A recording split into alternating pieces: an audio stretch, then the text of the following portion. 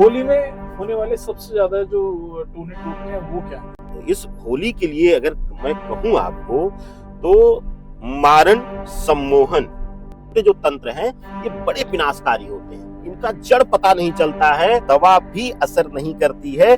कुछ विपरीत परिस्थितियों में जब कुछ ब्लैक मैजिक हुआ रहता है। इस समय शिव पीड़ित थे तो जितने भी जो गण उनके थे, और शिव के गण कौन थे आपको भी पता, भूत प्रेत जटिल से जटिल प्रेत आत्माएं उनकी गण थी। माँ गायत्री का या बगलामुखी की उपासना करनी चाहिए, जाप करना चाहिए, तो उससे दोनों पक्ष पीड़ित होता है और दोनों को ही भुगतान करना पड़ता है। क्या होली की जो रात है वो तंत्र के लिए विशेष रूप से मानी जाती है? क्या आप ज्यादा प्रभाव होता है उस रात में अगर तंत्र किया जाए? होगा, रील्स देखते होंगे, ये कर लीजिए तो पैसा ही बरसेगा। योगी आदित्यनाथ जी के बारे में खूब चर्चाएं हो रही हैं और गोरखनाथ पीठ के बारे में खूब चर्चाएं हो रही हैं। और सम्मोहन से क्या क्या कराते हैं? सम्मोहन से देखिए, सम्मोहन में बड़ा खेल होता है। विशेष रूप से जैसे तंत्र में इलायची को बड़ा अच्छा ऊर्जा का अध्ययन के लिए माना जाता है।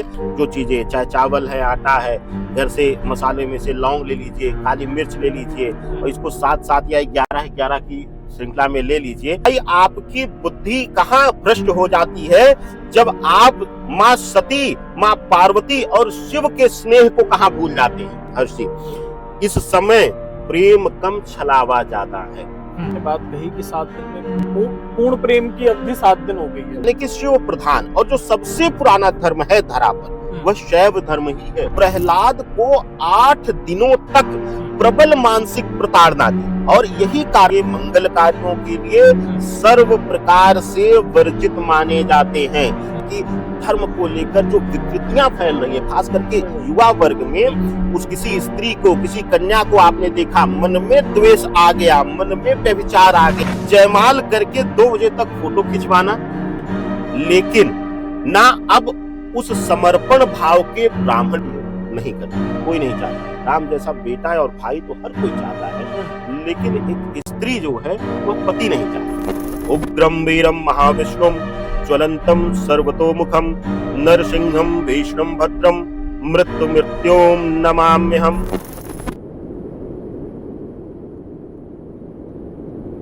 नमस्कार, द ओपन पोडियम देख रहे हैं आप और आपके साथ मैं हूं हर्ष त्यागी। और आज के हमारे स्कार पॉडकास्ट में हमारे साथ हैं वैदिक ज्योतिष आचार्य राकेश चतुर्वेदी जी। बहुत बहुत स्वागत है राकेश जी आपका। नमस्कार और बहुत धन्यवाद कि आपने हमें समय दिया। आज हम राकेश जी से ये समझने की कोशिश करेंगे कि होली पर क्या कुछ होना चाहिए, क्या कुछ नहीं होना चाहिए, ज्योतिष के लिहाज से होली का क्या महत्व है। हम साथ ही ये भी समझने की कोशिश करेंगे कि होली पर जो तंत्र मंत्र की बात कही जाती है वो कितनी सही है। तो शुरुआत होली से ही करते हैं कि अगर हम ज्योतिष के नजरिए से देखें तो होली पर क्या विशेष है ज्योतिष के माध्यम से? देखिए, सनातन शास्त्र में और वैदिक ज्योतिष में जो विशेष रूप से हर्ष जी देखा जाए तो 4 मुख्य रात्रियों की चर्चा आती है, जिसमें विशेष रूप से नवरात्रि, शिवरात्रि, अमावस्या की रात यानी कि दीपावली की रात और साथ ही साथ होली की रात। और इसमें विशेष रूप से नवरात्रि के साथ ही एक 5वां चर्चा होती है, श्री कृष्ण जन्माष्टमी यानी कि सम्मोहन की रात। लेकिन 4 मुख्य रूप से रात्रियों में यह विशेष रूप से होली की रात, पूर्णिमा की रात आती है। और क्योंकि पूर्णिमा की रात जो है वह मंत्र सिद्धि, मंत्र की ताकत को पहचानना, मंत्र की ताकत को जानना और उसको जागृत करने के लिए भी जानी जाती है। तो ऐसी अवस्था में यह होली जो है हमारे लिए सिर्फ रंगों का त्योहार नहीं है, हमारे ज्ञान को स्थिरता देने और साथ ही साथ हमारे ज्ञान में वृद्धि करने के लिए भी इसको जाना जाता है। और दूसरा विशेष रूप से इसका अगर पौराणिक महत्व में देखा जाए, देखिए धर्म 2 प्रकार से हमने कई बार समझाया है लोगों को, धर्म को लेकर लोगों में भ्रम है। वैदिक परंपरा में एक सनातनी है हम, जो हम वैष्णव उपासक हैं यानी वैष्णवी जिसको कहा जाता है हर्ष जी, और दूसरा आता है शैव यानी कि शिव प्रधान। और जो सबसे पुराना धर्म है धरा पर वह शैव धर्म ही है, जिसको हम लोग कहते हैं कि शिव धर्मी या अघोर परंपरा या शिव परंपरा से आने वाले। तो ऐसी अवस्था में जो सती के शव को लेकर के तांडव किया शिव ने, इन 8 दिवस तक जो है काशी में तांडव किया है। यही कारण है कि वहां भस्म होली लगातार खेली जाती है, भस्म से होली खेली जाती ये है। वही 8 दिन जिन्हें होलाष्टक भी कहते हैं। होलाष्टक भी कहते हैं। ओके जी, होलाष्टक क्या है हमारे दर्शकों को एक बार होलाष्टक वह समय है, जी। अब इसका जैसे पौराणिक मत, एक तो आपने सुन लिया कि शिव ने तांडव किया, लेकिन जी। एक वियोग में थे। जी। तो ऐसी अवस्था में शिव प्रेमियों के लिए और शैव धर्मियों के लिए यह सबसे पीड़ादायक समय है, यह अशुभ समय माना जाता है। इसी के साथ दूसरा जो इसका पौराणिक महत्व आता है हर्ष जी, वह आता है हमारे वैष्णव परंपरा से, यानी भगवान विष्णु के रूप से। क्योंकि आप सभी को पता है कि हिरण्यकश्यप ने अपने जो पुत्र को इतनी प्रताड़ना दी, क्योंकि वह एक विष्णु उपासक था बच्चा। तो ऐसी अवस्था में उसने अपनी बहन को, जो होलिका थी, उसको आशीर्वाद प्राप्त था, अग्नि उसको प्रज्वलित नहीं कर सकती, जला नहीं सकती थी। तो ऐसी अवस्था में उसकी शक्तियों का दुरुपयोग करके प्रहलाद को 8 दिनों तक प्रबल मानसिक प्रताड़ना दी। और यही कारण है कि ये जो होलाष्टक है, होली के पहले के 8 दिन जो हैं हर्ष जी, ये किसी भी प्रकार के शुभ कार्य करने के लिए, शुभारंभ करने के लिए, मंगल कार्यों के लिए सर्व प्रकार से वर्जित माने जाते हैं। अब इसमें एक चीज और, क्योंकि आप एक ऐसा मंच लेकर आए जहां से हमें लगता है कि धर्म को लेकर जो विकृतियां फैल रही हैं, खास करके युवा वर्ग में, उसको भी हमारा दूर करना कर्तव्य बनता है। तो ऐसी अवस्था में कुछ लोग कह देते हैं कि हम अवधवासी हैं, तो हमें दोष नहीं लगता है। कई कुछ बनारस की लिखी हुई किताबों में मिल भी जाता है इसका, लेकिन वह प्रमाणित नहीं है। इसको भगवान श्री राम ने भी अश्वमेध यज्ञ करने के लिए, और राजा दशरथ ने भी जब पुत्रेष्ट यज्ञ का आवाहन किया, तो उस समय भी इस होलाष्टक की वर्जना को लिया है। इस समय सिर्फ शिव आराधना और विष्णु आराधना की जानी चाहिए, वही सर्वोत्तम है। होलाष्टक पर उपाय क्या है, मतलब कि क्या क्या चीजें लोगों को नहीं करनी चाहिए और क्या क्या करनी चाहिए जिससे कि इसका प्रभाव कम हो सके या इन चीजों से बच सके? देखिए, होलाष्टक के लिए हर्ष जी एक बहुत बड़ी विशेष चीज कही जाती है कि इस समय आपको ब्रह्मचर्य व्रत का पालन करना चाहिए। इन 8 दिन आपको जो है ब्रह्मचर्य करना चाहिए। अब ब्रह्मचर्य को लेकर के अक्सर आपने भी सुना होगा कि विद्वतजन, ऋषि मुनि तो जो लिख गए वो अलग चीज है, लेकिन आज के समय में जो विद्वतजन है वो सिर्फ और सिर्फ संबंध भाव को दर्शाते हैं, यानी कि स्त्री पुरुष संबंध को नहीं। सिर्फ संबंध ना बनाना ही ब्रह्मचर्य नहीं है, पहली बात आप सुन लीजिए। दूसरी चीज कि जब आप किसी के लिए द्वेष भावना रखते हैं, किसी स्त्री को, किसी कन्या को आपने देखा, मन में द्वेष आ गया, मन में व्यभिचार आ गया, तो वहां भी ब्रह्मचर्य जो है विशेष रूप से भंग माना जाता है, यानी कि आप ब्रह्मचर्य में नहीं है। दूसरी चीज, इस बीच जो है खास करके जब प्रातः कालीन निकले, आप ब्रह्म मुहूर्त में निकले या परिवार के साथ, बच्चों के साथ निकल रहे हैं, तो इन होलाष्टक के दिनों में जहां भी चौराहे बन रहे हो, जो चौक बनता है, बचपन में आपने भी हर्ष जी खूब सुना होगा, माता पिता टोकते थे कि चौराहे पर लंघन मत करना, ठीक है, नींबू उबू इतने इस समय बहुत प्रयोग होते हैं, लाल कपड़े, हाँ, पोटली बना के लोग रख देते हैं, कुछ नहीं करेंगे तो अपने बराबर काला धागा से ही तंत्र किया जाता है, लाल धागे से तंत्र किया जाता है। तो ऐसी अवस्था में, और ये छोटे छोटे जो तंत्र हैं ये बड़े विनाशकारी होते हैं, इनका जड़ पता नहीं चलता है, रोग दे देंगे, परिवार में क्लेश कर देंगे, संबंध विच्छेदन करा देते हैं, और कारण ही नहीं पता चल पाता है, लोग इसीलिए परेशान रहते हैं। सोचिए कि कई बार आपने देखा होगा तंत्र के शिकार व्यक्ति को कि मेडिकल से संबंधित टॉप से टॉप टेस्ट करा लेगा और अच्छे से अच्छा डॉक्टर की एडवाइस ले लेगा, लेकिन कोई अंतर नहीं आएगा, दवा भी असर नहीं करती है कुछ विपरीत परिस्थितियों में, जब कुछ ब्लैक मैजिक हुआ रहता है। तो ऐसी अवस्था में 8 दिन होलाष्टक के, और खास करके होली जलने के दिन और अगले दिन, जिस दिन धुलेंडी होती है, यानी कि जब धूल उड़ती है, खेली जाती होली, उस दिन प्रातः ब्रह्म मुहूर्त तक आपको यह विशेष ध्यान देना है। एक विशेष ध्यान आपको और देना है, वह माताएं बहनें हर्ष जी जिनकी संतान है, छोटे बच्चे हैं। आजकल तो हम फ्लैट इत्यादि में रह रहे हैं, पहले के समय भी आपने देखा होगा, आपको याद होगा माता पिता के समय काल का, कि कहा जाता था संध्या होने पर, खास करके इन होलाष्टक के दिनों में हर्ष जी, कि बच्चे का कपड़ा या किसी स्त्री का कपड़ा जो नए नवेले संबंध में आई हो यानी विवाहित हुई हो, उसका कपड़ा, गर्भवती स्त्री हो उसका कपड़ा कभी भी बाहर नहीं होना चाहिए, खुले में नहीं होना चाहिए, उसको उतार करके रख दिया जाता था। तो ऐसी अवस्था में विशेष रूप से ध्यान देना है आपको।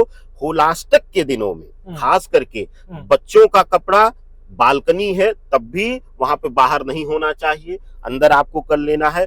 खुले में जब हम कपड़ा रखते हैं तो क्योंकि कपड़े में गुरु बृहस्पति होते हैं और साथ ही साथ जो वस्त्र हम पहनते हैं उसमें हमारी ऊर्जा पूर्ण रूप से होती है, यह सर्वविदित है और प्रमाणित भी है।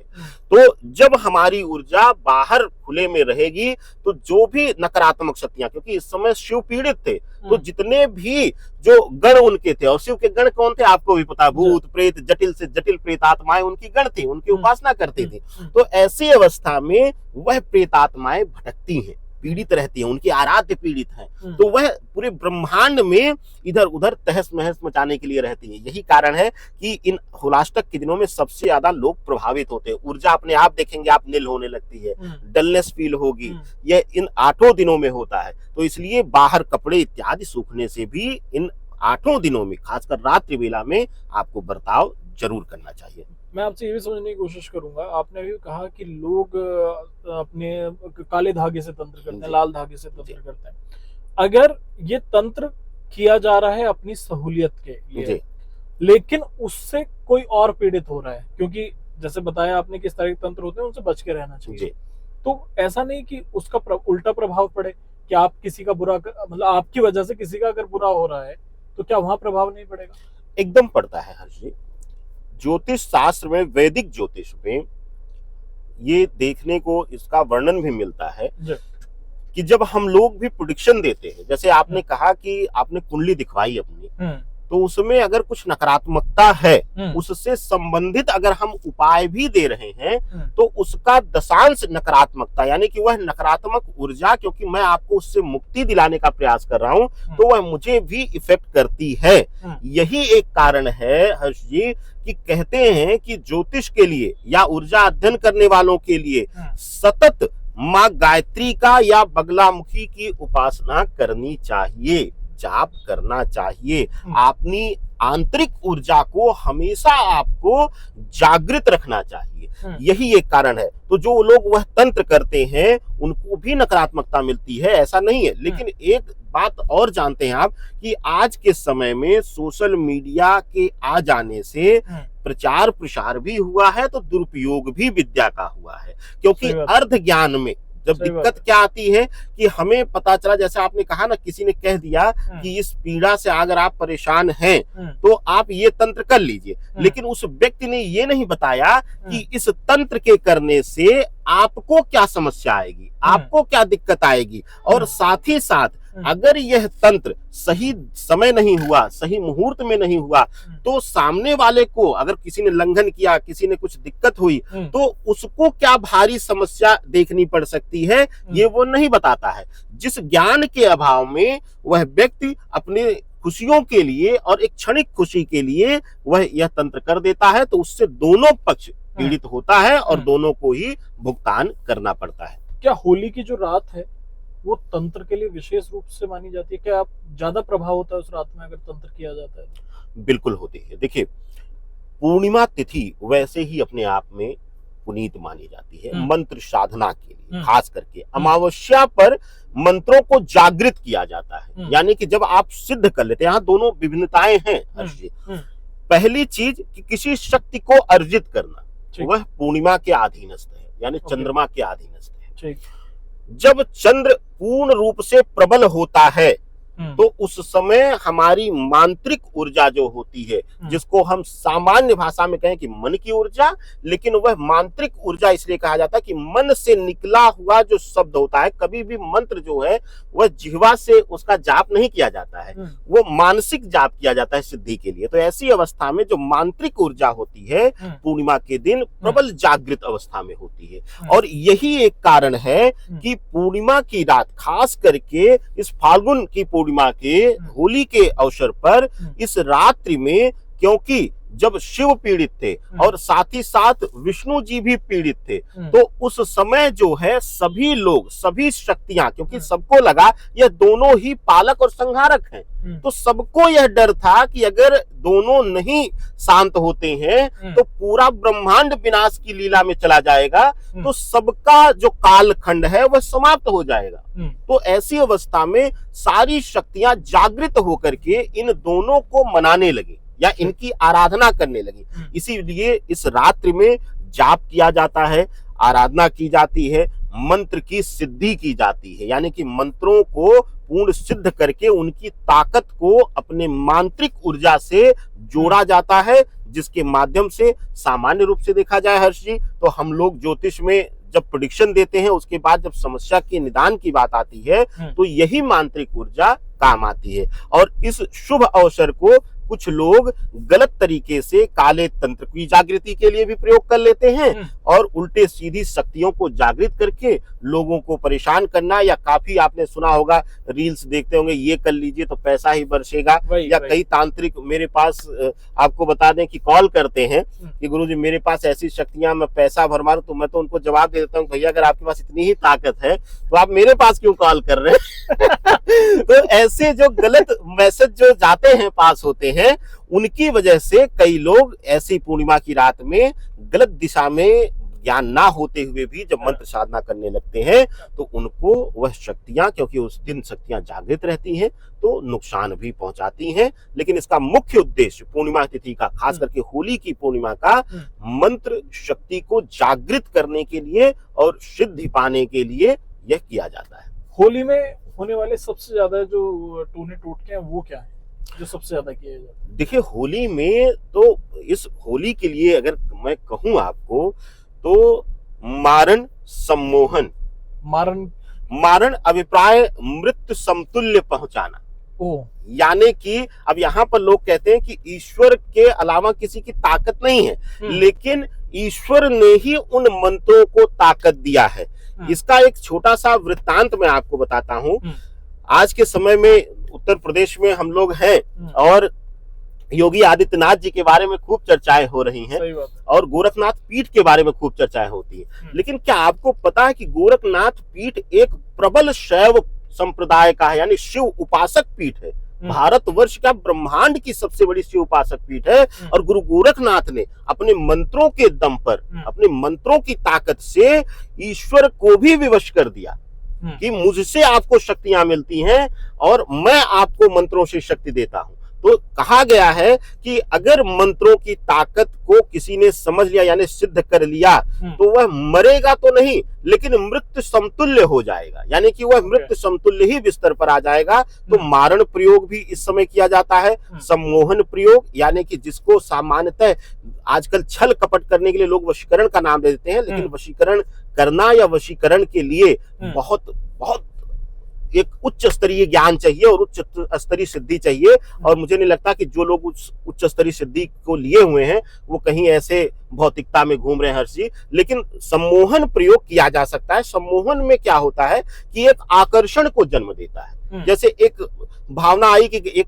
सामान्य मुलाकात हमारी आपकी हुई, तो उसके बाद कुछ द्वेष अगर किसी के मन में है तो वहां पर सम्मोहन क्या करेगा कि हमारी ज्ञान को या हमारी ऊर्जा से आपको प्रभावित करने का कार्य करेगा कि आप विवश हो जाएं मेरी शक्तियों को, मेरे ज्ञान को मानने के लिए। तो इस प्रकार से सम्मोहन प्रयोग भी किया जाता है। और सम्मोहन से क्या क्या कराते हैं लोग? सम्मोहन से देखिए, सम्मोहन में बड़ा खेल होता है। अच्छा, हाँ, सम्मोहन में ऐसा कई जगहों पर आपने सुना होगा, खास करके स्त्री वर्ग से, कन्या वर्ग से या पुरुष वर्ग में भी कई बार आपने सुना होगा कि ना चाहते हुए भी किसी चीज को लेकर विवशता आ जाती है। मन में पता होता है कि यह व्यक्ति गलत है या यह स्थान गलत है, फिर भी उस जगह से हम सम्मोहित होकर के या उस स्त्री या पुरुष की ऊर्जा से सम्मोहित होकर के हम विवश हो जाते हैं उस तरफ आकर्षित होने में।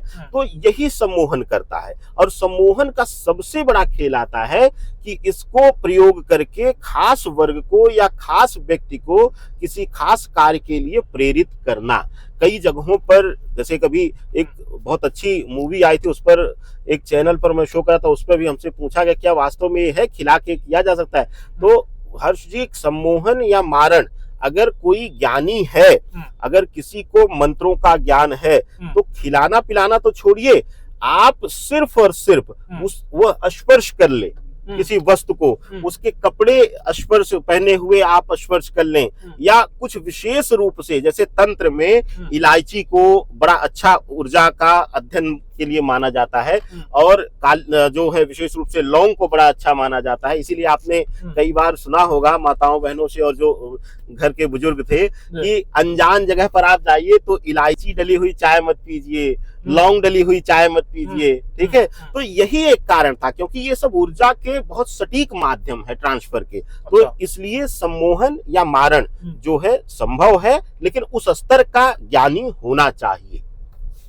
ठीक है, तो मारण और सम्मोहन, इसके अलावा भी कुछ और अगर किया जाए? बिल्कुल, इसके अलावा जो है सामान्य तंत्र में बड़ा अच्छा रहता है कि विशेष रूप से कौड़ियों से, कमलगट्टे इत्यादि से माँ लक्ष्मी के लिए पूजन किया जाए, क्योंकि विष्णु देव पीड़ित थे। ऐसी अवस्था में माँ लक्ष्मी भी, भगवती भी रुष्ट थी।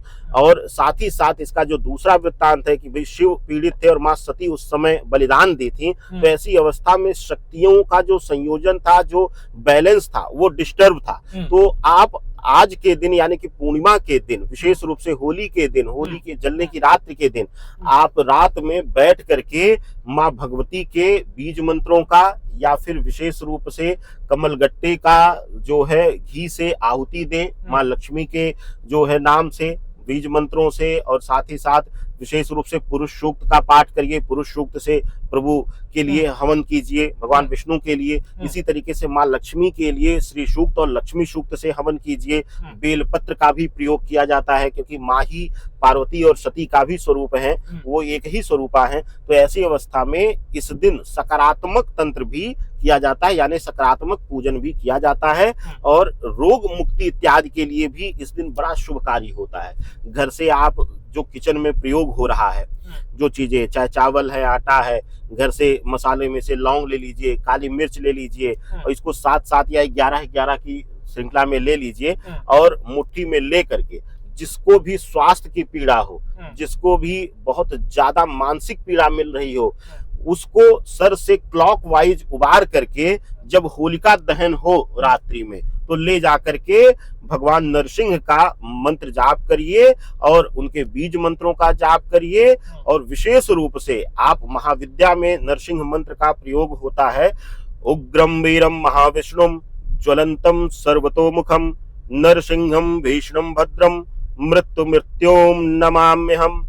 भगवान नरसिंह के रूप से हर्ष जी मृत्यु भी कांपती है। तो ऐसी अवस्था में आप यह बीज मंत्र जप करके माँ भगवती का और साथ ही साथ नरसिंह रूप में, और ले जा करके उसी होलिका में जो सामग्री हाथ में है उसी से आहुति दे दीजिए। अद्भुत चमत्कारी लाभ आपको मिलेगा। इससे पहले हम बात कर रहे थे मारण और सम्मोहन की जी, इनसे बचने के लिए लोगों को क्या करना चाहिए? देखिए, अगर किसी भी तरीके से लंघन पड़ गया हो कभी भी इन होलाष्टक के दिनों में, अब इसको कैसे जानें, कई बार हम ध्यान से हमें माइंड में नहीं आता है, ध्यान नहीं देते हैं, और उसी बीच स्वास्थ्य खराब होने लगता है, घर में घरेलू कलह ज्यादा बढ़ने लगे, बिना बातों के जो है पार्टनर आपसे लड़ना शुरू कर दे, माता पिता से बिना बात के बहस होनी शुरू हो जाए, एक अच्छा मन में हृदय में सम्मान होते हुए भी आप उत्तेजित हो जाएं माता पिता या बड़े जनों से, तो समझिए कुछ न कुछ नकारात्मक प्रभाव अब होने लगा है। तो अगर ऐसा इन 5-7 दिनों में दिख गया, या इससे पहले भी आपको ये सब समस्याएं थी, या तंत्र के आप शिकार थे, तो या फिर अक्सर आप देखते होंगे कि बच्चे जो है नजर दोष के शिकार ज्यादा होते हैं, या स्त्री वर्ग बहुत ज्यादा नजर दोष की शिकार होती है। तो ऐसी अवस्था में अगर नजर दोष या किसी भी तरीके का तंत्र है, तो उस दिन आप 2 चीजें लीजिए। विशेष रूप से 21 लौंग लेना है आपको, और सामान्य नमक, और अगर नमक जो साबुत पहले ग्रामीण क्षेत्रों में प्रयोग होता था, आसानी से आप भी आज भी मिल जाता है, अगर वह नमक मिल जाए साबुत, तो उसको लीजिए, और उसके भी 21 दाने लीजिए, हाथ में दाहिने ले लीजिए, और विशेष रूप से यहाँ पर शिव को स्मरण करते हुए ओम हौं जों सह, यह लघु मृत्युंजय है, और इसको जाप करते हुए जिसको भी समस्या हो या अगर पूरे परिवार को है तो आप सब लोग एक साथ बैठ जाइए और एक जगह होकर के सर से क्लॉकवाइज उबारिए और वही जो लौंग है और वही जो नमक है वो ले जा करके होलाष्टक की अग्नि में प्रज्वलित कर दीजिए और प्रयास करिए थोड़ा लेट जाइए जिससे कि कोई टोके ना, वहां से अग्नि लोग होलिका दहन कर चुके हो हट जाएं वहां से, तो शांति पूर्वक जाइए और करके उसको डाल दीजिए। किसी भी तरीके का लंघन हो, किसी भी तरीके का मारण प्रयोग हो, किसी भी तरीके का सम्मोहन प्रयोग हो, वह उसी अग्नि में जलकर भस्म हो जाएगा और आप उससे मुक्त हो जाएंगे। ये जो होलाष्टक के दिन है या होली तक जो इस तरह का प्रभाव है, किन मंत्रों का जाप करना चाहिए कि जिससे कि जो इनके प्रभाव हैं या इस तरह की चीजों से बचा जा सके? और ऐसे मंत्र बताइए हमारे दर्शकों को जो कहीं भी आप कभी भी जाप करते रहें, चलता रहे जाप। देखिए, जब आप गुरु मंत्र लिए होते हैं, गुरु दीक्षा लिए होते हैं, तो आपके लिए सबसे उत्तम मंत्र है ओम नमो भगवते वासुदेवाय। ठीक। इसके साथ ही जब हम गुरु मंत्र गुरु दीक्षित हो जाते हैं तो शिव के लिए पंचाक्षरी नाम के आगे ओम लगा करके ओम नमः शिवाय का जाप आप कर सकते हैं। लेकिन क्योंकि आज के समय में बहुत कम लोग हैं जो गुरु दीक्षित हैं, जो गुरु दीक्षा लिए हुए हैं, तो ऐसी अवस्था में विशेष रूप से आपको ध्यान देना है कि वैदिक मंत्रों का जाप नहीं करना है।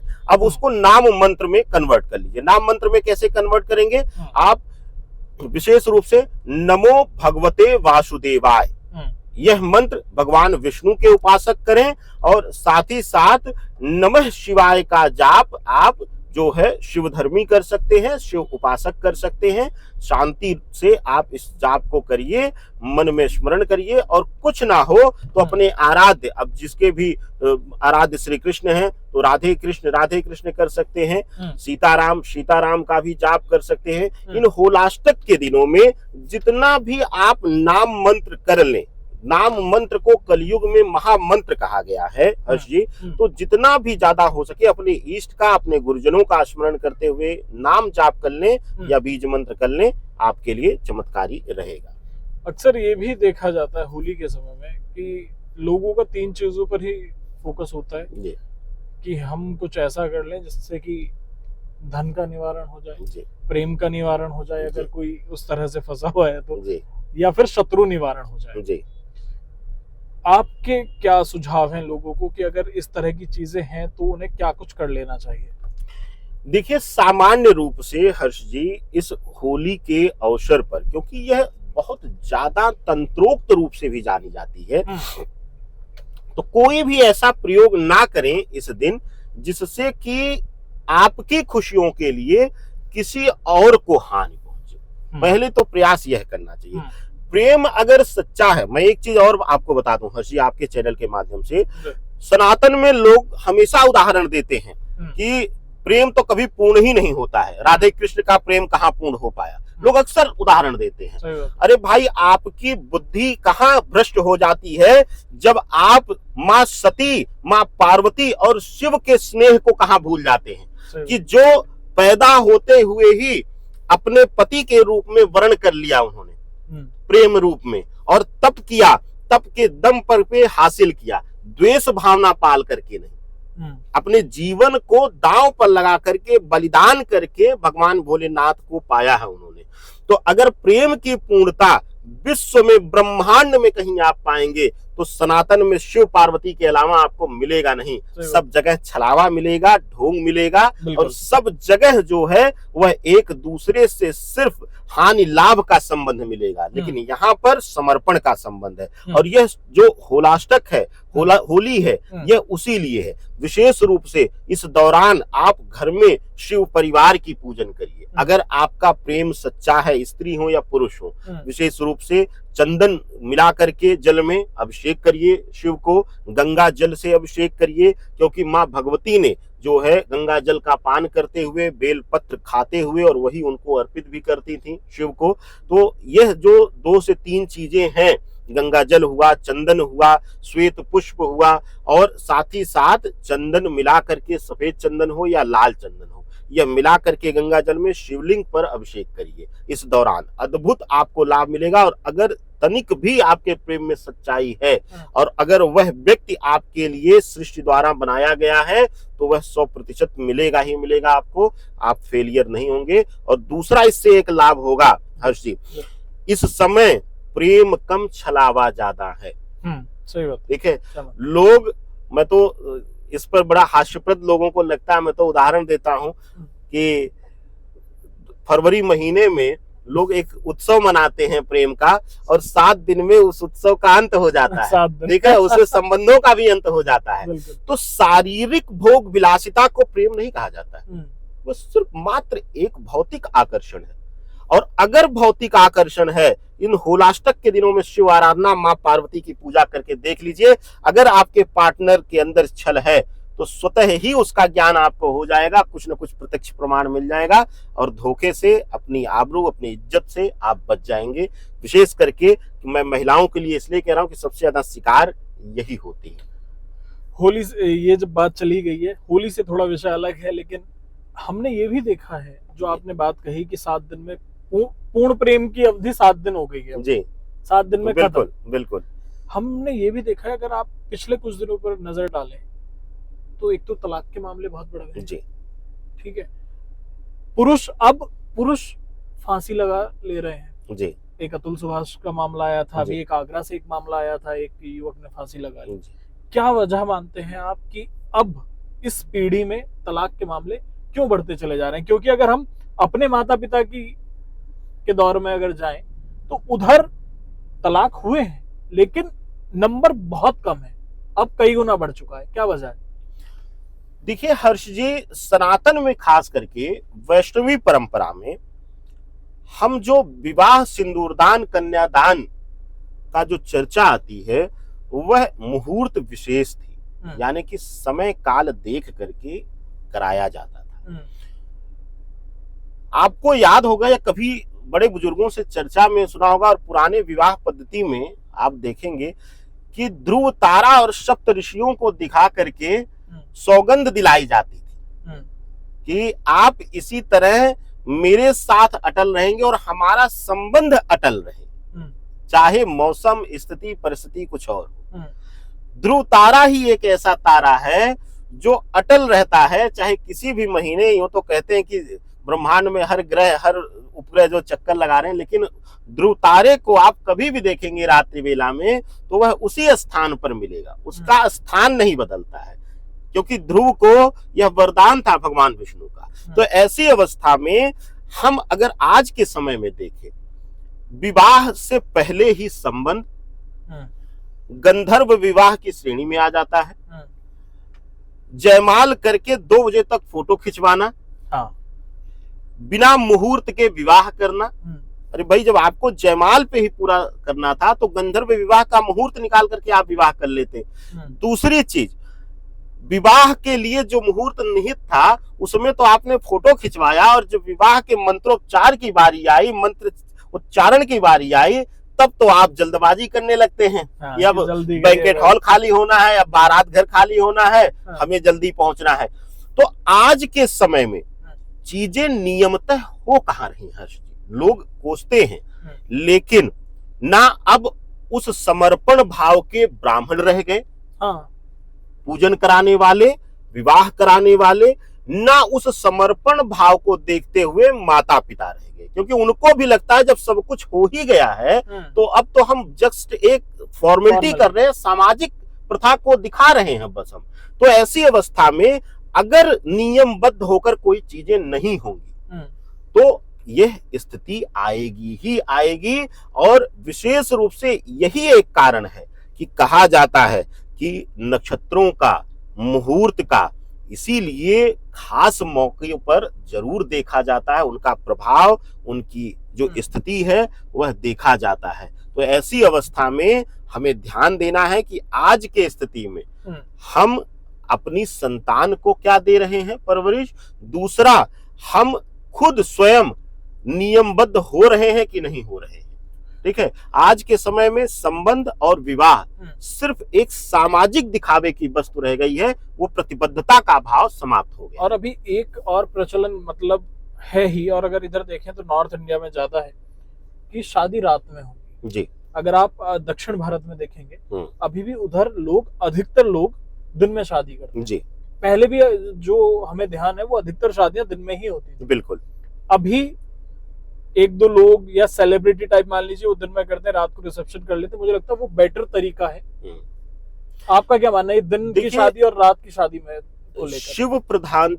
शिव प्रधानता और सूर्य चंद्र प्रधानता विवाह में देखी जाती है। यही एक कारण है कि हर्ष जी, भगवान श्री राम को पुरुषोत्तम कहा जाता है, लेकिन एक स्त्री दिखा दीजिए जो राम जैसा पति का वर्ण करती हो। नहीं करती, कोई नहीं चाहता। राम जैसा बेटा और भाई तो हर कोई चाहता है, लेकिन एक स्त्री जो है वह पति नहीं चाहती। क्यों?